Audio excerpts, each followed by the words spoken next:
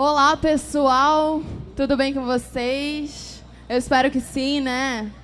Hoje está cheio de fumaça. Infelizmente, a gente está sofrendo isso aqui em Manaus. Então, meu nome é Camila, né? Camila Oliveira. Eu vou falar para vocês sobre como vender ideias, técnicas de discurso. Eu já palestrei aqui na Campus Party em 2020. Falei sobre educação, né? Mas eu pensei muito bem nesse tema, né? Porque eu já fui banca de vários hackathons, já fui banca. O último que eu fui agora foi o do Ministério de Desenvolvimento do Governo Federal. E então, analisando todos os projetos, né, que foi inserido lá do Ministério, na competição do Ministério, eu vi que esse assunto é muito pertinente, né? Como que a gente pode vender ideias? Se você colocar na internet, você vai ver como vender coisas, né? Você vai ver sobre lead, você vai ver sobre prospect, você vai ver sobre afunilamento de vendas. Mas como que a gente consegue vender ideias? Como? Né? Através do discurso. E assim como um pitch, a gente tem que treinar o discurso que a gente vai empregar na hora de vender uma ideia, para que ela seja comprada pela pessoa que está ouvindo. Então, vamos lá, vamos dar início. Como vender uma ideia? Como que a gente vai fazer isso? Utilizei técnicas de discurso, tá? Vou utilizar Russell. Não sei se vocês já ouviram falar, mas Russell é um filósofo, né, que nasceu em 1872. Ele ganhou o Prêmio Nobel de Literatura, né, e eu vou utilizar ele como base de todo esse ensinamento que eu vou passar para vocês aqui agora, tá bom? Vamos lá. A primeira técnica que todo mundo aqui que está nesses hackathons aqui, que está vendendo alguma coisa, fala pitch, né? Pitch, mas existem vários tipos de pitch e dependendo de cada um deles e de quanto tempo você tem que abordar uma técnica diferente. Vocês sabiam disso? Quantos aqui já fizeram pitch? Alguma vez na vida? Pode levantar a mão aí, quem já fez pitch? Já fez pitch? Já fez pitch? Então, gente, vou explicar mais ou menos o que é um pitch. Um pitch é a forma que você vende uma ideia rapidamente, né, em pouco tempo, para conseguir um investidor, para conseguir uma premiação, nesse caso dos hackathons, né? Aí, nesse caso, o pitch, ele é determinado pelo tempo. Cada um pitch vai variar de acordo com o tempo. Quando o pitch tem 1 a 2 minutos, você tem que focar na objetividade. Você tem que estar ali na objetividade. Gente, eu já participei de uma competição, né, da América Latina. Eu apresentei um pitch em 2 minutos. Em 2 minutos, você tem que convencer que a sua ideia é a melhor. Só que como eu ainda estava engajando eu fiquei em 4º lugar, representando o Brasil, no PMI, né, que é o Project Manager Institute. E aí, eu vi a necessidade da gente organizar o que você vai ter dentro de um pitch de 1 a 2 minutos. Vamos lá. Você vai ter objetividade e os principais tópicos são os principais tópicos básicos. Focar no problema, público e diferencial. Então você vai falar rápido. Quem é o teu público, solução, problema, ponto, acabou. 1 a 2 minutos. De 3 a 5 minutos você vai focar em aprofundar os dados. Principais tópicos. É isso aqui, ó. Problema, solução, público, diferencial, mas você vai apresentar a equipe e você também vai ver sobre o crescimento e mercado. Eu coloquei aqui, ó, a análise SWOT. Vocês já ouviram falar da análise SWOT? né? Quando a gente fala sobre oportunidade, quando a gente fala quais são as fraquezas da minha ideia, né? A gente vai organizar aquele quadradinho lá, verificar quais são as minhas fortalezas, quais são as minhas fraquezas, quais são as oportunidades, como que a gente está se vendo no mercado. Então, nesse 3 a 5 minutos, dá para você apresentar com dados, né? Analisando a sua ideia perante o mercado. Ficou meio cortadinho aqui, olha, você poderia ajeitar aqui, por gentileza? Ficou meio cortadinho. Mais de 5 a 10 minutos, você vai focar em preparar um material. Aí você já tem um pouco mais de tempo para colocar um vídeo elaborado, para produzir um material mais elaborado. Já? Ah, tá, já ajeitou. Você vai preparar um material de apoio, tá, gente? Você vai colocar um vídeo, você vai produzir algo mais específico da sua ideia e apresentá-la. Principais tópicos, além de público, diferencial, problema, solução, ideia, equipe, análise SWOT, você vai colocar as projeções financeiras. Aqui, principalmente no Amazonas, ao ler vários outros projetos, eu percebo o quanto as pessoas têm a vontade de colocar acessibilidade, mas não sabem como produzir acessibilidade através de fatos, através de cálculo. Então eu deixei aqui o PIDINC. Alguém já ouviu falar do PIDINC? É um autor de livros de microeconomia. É muito fácil. Inclusive quero mandar um abraço e um beijo para o meu professor de microeconomia que está me assistindo, professor Lucas. Esse livro aqui, ele é muito fácil, muito prático para você ter receita marginal, custo médio, e você vai conseguir calcular a lucratividade máxima do seu produto. E assim você vai verificar se é possível ou não dar acessibilidade ao seu produto ou à sua ideia. Então, é essencial que você tenha ou alguém na equipe que saiba, ou que você saiba realizar esse tipo de cálculo, para que realmente a sua ideia seja comprada pelas outras pessoas. Então eu deixo aí para vocês esse livro do PIDINC, Microeconomia do PIDINC. De 10 a 20 minutos, você vai focar em manter a atenção da audiência. Que eu estou me vendendo aqui para vocês através do que eu sei. Né? Eu estou vendendo uma ideia e vocês estão comprando essa ideia ou não, né? De repente, um aí não concorda com nada do que eu estou falando. Mas, essa parte aqui, eu vejo que é uma das maiores dificuldades das pessoas. Conseguir prender a atenção de alguém para fazer com que ela compre a sua ideia. Como que eu vou fazer isso?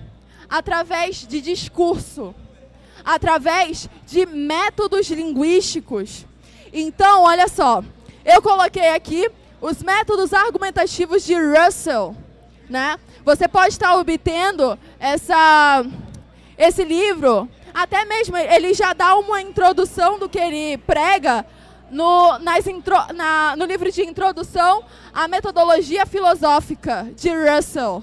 Vocês podem estar pesquisando, tá? Esse livro, ele é muito bom. E ele explica muito passadamente como deve ser, como que é um argumento, como que surge uma ideia, como que eu posso declarar conhecimento. E a gente vai falar sobre isso. Vamos lá. Técnicas de discurso. Como vender uma ideia. Uma ideia, ela exige escuta, ela exige silêncio na hora certa. E ela também exige conhecimento. Falando de escuta em silêncio, muitas das vezes, inclusive eu estava discutindo ontem isso com uma amiga minha, Lígia. Abraço, Lígia, que está assistindo também. Muitas das vezes você está muito focado em vender a ideia para alguém, mas não está entendendo o que essa pessoa deseja ou o que essa pessoa está falando. E aí você se esforça em vender aquela ideia, mas nem sabe se aquela pessoa pode te ajudar realmente naquela ideia ou se está disposta a comprar realmente aquela ideia, né? Então a escuta, o silêncio, eles são fundamentais para que você tenha essa noção de que você está realmente ganhando tempo vendendo para aquela pessoa, né? Então escutar as pessoas é fundamental para que você tenha uma compra de ideias. Vamos lá. Conhecimento. Como vender uma ideia? Primeiramente, que você tem que ter conhecimento pleno dessa ideia. Como eu posso até ter conhecimento, mas como que eu discurso conhecimento da ideia? Como que eu vou conseguir transpassar para o outro, para ela, que eu sei alguma coisa? É uma dificuldade que a gente vê muito na área da tecnologia, porque as pessoas geralmente estão, olha, eu sei como é que faz isso, eu sei como é que faz aquilo, mas eu não consigo passar ao outro como é que eu acho isso ou aquilo. E eu acabo que fornecendo desconhecimento, né? A outra pessoa vai achar, não, essa pessoa não sabe de nada. Na verdade, você sabe, mas você não tem um método discursivo próprio para passar para outra pessoa. Então, vamos lá. Filósofo Russell, ele fala assim, olha, o que implica conhecimento? Primeiro você tem uma proposição, uma alegação, né? Gente, a gente faz isso diariamente. A gente julga as coisas por uma experiência ou por conhecimento. Então, a primeira coisa que vem é uma alegação. Pode ser uma frase afirmativa, pode ser uma frase negativa sobre algo, mas ela é um juízo de alguma coisa.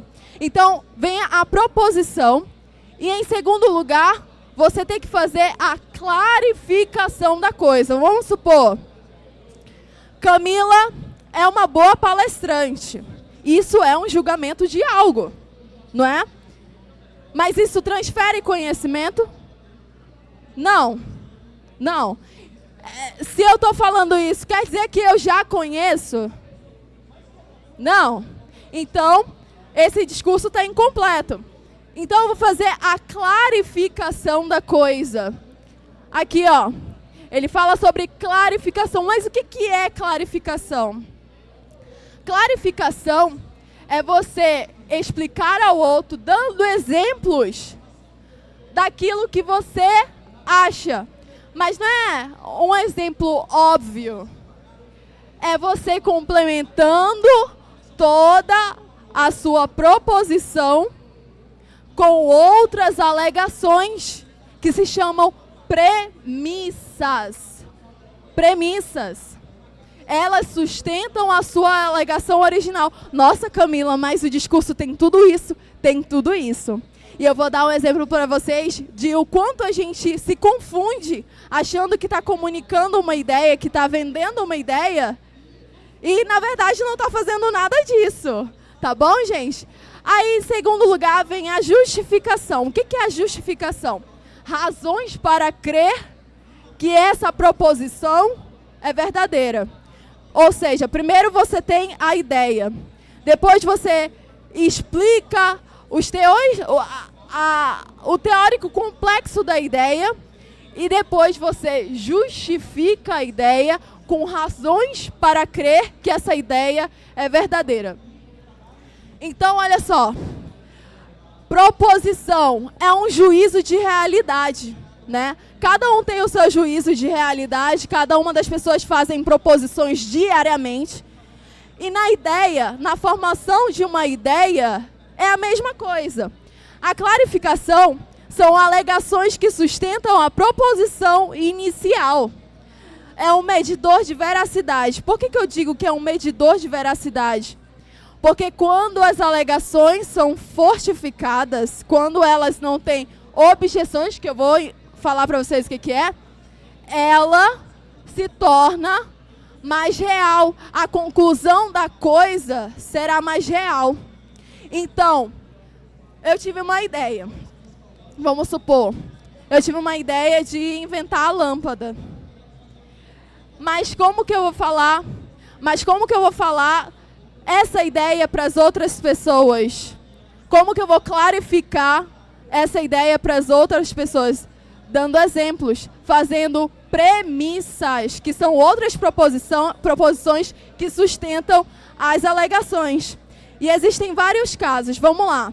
A justificação são razões para crer, evidenciando os fatos interpessoais. Gente, essa parte da justificação, ela é muito importante. Por quê? Muitas das vezes a gente cria toda uma alegação, uma proposição. A gente, até em hackathon mesmo, você cria uma alegação, uma proposição. Você faz o conjunto de premissas, mas a razão dela é inconclusiva.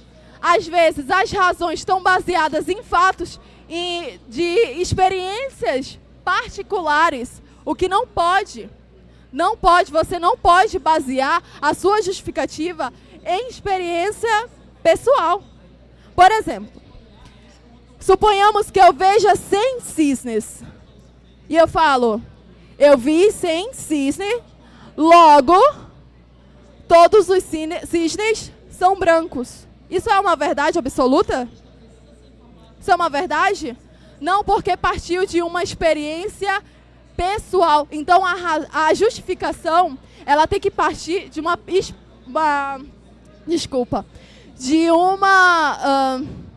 de uma experiência interpessoal, ou seja, que englobe todas as pessoas. Vamos lá. Um argumento. O que é o argumento, afinal? Vocês já se pararam para perguntar o que é um argumento? Alguém tem a ideia do que é um argumento? Pode levantar a mão e falar. Tem até aqui o microfone. Cadê o microfone? Alguém tem aqui ideia do que é um argumento? Não? Não? Parece simples, né? E é algo que a gente faz todos os dias. Um argumento é o conjunto de alegações que sustentam a proposição, ou seja, é uma espécie de clarificação. E existem vários tipos de argumentos. Vamos lá. Tipos de argumento. Existe o argumento dedutivo. Se premissas verdadeiras, então a conclusão é verdadeira. Esse aqui é o que você vai focar na sua venda da sua ideia. Premissas verdadeiras fazem conclusões verdadeiras. Mas, ao avaliar o seu discurso para a venda da ideia, você tem que verificar se você não está cometendo falácias que se prende ao dedutivo. O que é isso? Quando o primeiro termo não é afirmado pelo subsequente. Por exemplo, vou dar um exemplo para vocês do que é quando se induz, quando se pretende dedutivo. Eu vou falar assim, qual é o teu nome? Qual é o teu nome? Ianca. A Ianca não pegou um carro. Não, a Ianca pegou um carro porque Lucas não pegou o carro. Vocês são um casal? Não. Vamos supor que vocês são irmãos, né? A Ianca não pegou o carro porque Lucas pegou o carro. Existe sustentação nessa ideia? Não. Porque o subsequente, ele não está afirmando o primeiro termo. Nesse caso, se eu falasse assim, Maria não pegou o carro porque Maria fez alguma coisa. Logo, Maria não pegou o carro. O subsequente tem que afirmar o primeiro termo. Gente, a gente comete falácias diariamente e ela pode ser facilmente destruída com as objeções e a sua ideia não vai ser comprada. Tá bom, gente? Vamos lá. Indutivos. Oferecem boas razões, mas pelo menos 1% dessa conclusão é falsa. O exemplo que eu falei para vocês. Observei 100 cisnes. Todos os cisnes são brancos. Nesse caso, esse tipo de argumento, ele se baseia muito na experiência pessoal, que vocês não devem fazer. E existe o argumento explanatório, que são boas razões, mas que a conclusão, ela é inconclusiva. A justificação, ela é plausível, mas quando você conclui, você não conclui nada, né? Como, por exemplo, sobre a existência humana. Eu poderia passar horas aqui falando, o universo é muito grande. O universo pode ter vários planetas, porque tem um planeta semelhante à Terra e não sei o quê. E isso predispõe a gente pensar que talvez exista uma outra raça parecida com a humana. Ou seja, eu posso ter várias razões, mas não ter uma conclusão. E o nome desse argumento é explanatório. O nome desse tipo de argumento, tá, gente? Tomem cuidado com isso. Qual é o tipo de argumento que a gente tem que focar? No argumento dedutivo. Aquele que você tem as premissas verdadeiras e você, se elas forem verdadeiras, a conclusão será verdadeira. Objeções. O que são as objeções? Muitas das vezes a gente gosta muito de estar certo, né? A gente gosta muito das coisas como a gente está vendo. E a gente não gosta de ler o contrário. Quando a gente está focado numa ideia, a gente só quer ver aquela coisa, mas não quer ver o contrário. Mas as objeções são importantíssimas para dar fortaleza para a sua ideia. Você sabia? Porque quando você sabe das objeções que existem, você consegue desconstruir essa objeção, fortalecendo a sua ideia e facilitando ainda mais a compra dessa ideia. E é assim que a ciência faz. Vocês sabiam disso? Isso é introdução à filosofia. Estou pegando aqui os métodos de discurso de introdução da filosofia. Porque se você tem uma ideia, a gente presume que você tem conhecimento sobre ela. E se você tem conhecimento sobre ela, você tem que trazer técnicas, medidas para que você não caia no erro de fazer uma falácia, para você não cair no erro de trazer premissas fracas, né? Então, vamos lá. Sustentação. Olha só, gente, preste atenção nessa situação aqui. Frequentemente, você precisará descrever cadeias de evidências. Por exemplo, suponha que uma alegação específica, chamaremos de alegação 5, seja apoiada pelas alegações 3 e 4. E suponha que a alegação 3 seja, por sua vez, apoiada pela alegação 1 e 2. Podem tirar foto aí disso aí, se vocês quiserem, tá? Nós vamos supor. Quais são as alegações? Sustentação. Camila é uma ótima palestrante. 5. Foi convidada pela Campus Party 2023. 3. Aceitou o convite para palestrar na Campus. 4. Já palestrou na Campus Party em 2021 e ela possui presença de palco 2. Essas aqui são as alegações e a gente vai construir um discurso clarificado. Primeiro a gente vai verificar como geralmente as pessoas fazem e como ele ficaria clarificado. Vamos lá. Os estudantes, muitas vezes, ficarão tentados a apresentar essas ideias na ordem inversa. Assim, ó. 5, pois 3 e 4. Além disso, 3 é apoiada por 1 e 2. Como que ficaria isso?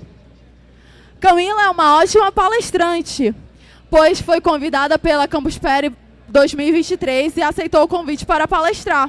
Além disso, já palestrou na Campus Party 2020. Ela tem muita presença de palco.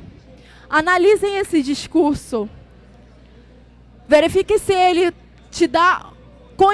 Parece que a pessoa que está falando tem conhecimento de algo. verifiquem se parece se ela tem conhecimento de que a Camila realmente é uma boa palestrante. Não parece isso. Mas se eu colocar assim, ó, 5, pois 1 e 2, portanto 3, além disso 4. Olha só como mudam as coisas. Camila é uma ótima palestrante, pois já palestrou na Campus Party 2020. Ela tem muita presença de palco. Portanto, foi convidada para palestrar na Campus Party 2023. Além disso, aceitou o convite. Qual dos dois discursos você verifica que tem mais conhecimento? O 1 ou o 2? O 2. Parece que essa pessoa esteve em 2020 assistindo ela. Vocês conseguem entender isso? Por isso que o discurso, a forma como você está vendendo a ideia, fala muito do seu conhecimento. Você pode até ter todo o conhecimento do mundo, mas se você não sabe discursar em cima dele, você não consegue vender para ninguém esse discurso. Vamos lá. Outra questão muito importante, a linguagem corporal.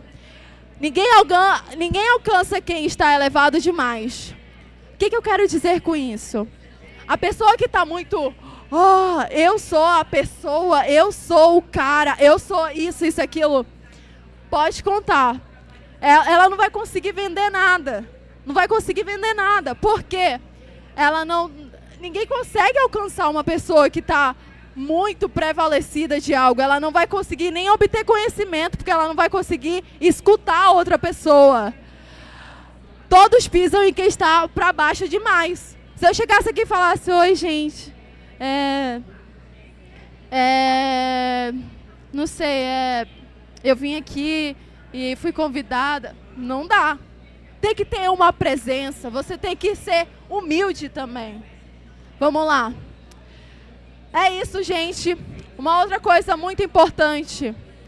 Treinem muito o seu discurso. Isso é para a vida inteira de vocês. Porque se você quer ser uma pessoa influente, se você quer ver a sua ideia em prática, você precisa vendê-las inicialmente, você precisa aprender como você vai fazer isso, você precisa todos os dias, se você quiser, né? É óbvio. Ficar praticando. Leia um livro de filosofia, você vai verificar que todos eles escrevem dessa maneira, trazendo uma proposição, uma série de premissas e uma justificação. Quando você faz isso, você consegue verificar as objeções de todos os discursos. E você vai conseguir contribuir mais para as pessoas e contribuir mais para si mesmo, né? E você vai ser uma pessoa muito influente se você consegue discursar um conhecimento. E é isso, gente. Eu espero que vocês tenham gostado, né? Eu estive aqui só mais para falar sobre isso. Muito obrigada, viu?